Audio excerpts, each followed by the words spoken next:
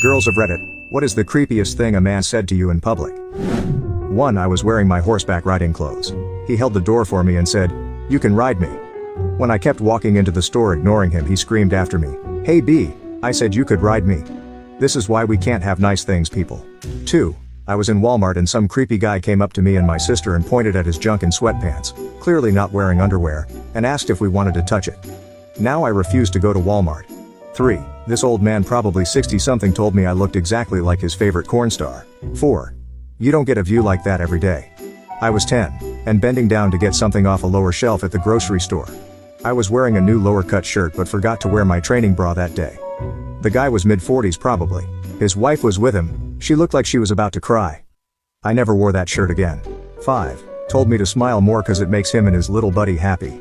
6. I was working, doing the whole "how are you" bit to a customer. He said, if I was any better I'd be twins. Normal so far. And they'd be female, and hot like you.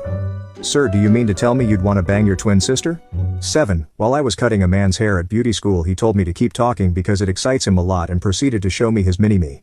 8. Had a 65-plus coworker who was simply disgusting. Poor hygiene, raggedy-ass greasy beard. Told me he had a Viagra in his lunchbox and that he'd pay for a room after work so I could ride him all evening. I told him no thanks. Went immediately and told our supervisor, who literally laughed and said, "Well, you know he didn't mean it. You're not even hot."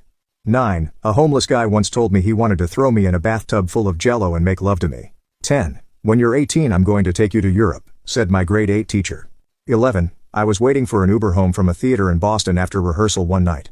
It was after 11 p.m.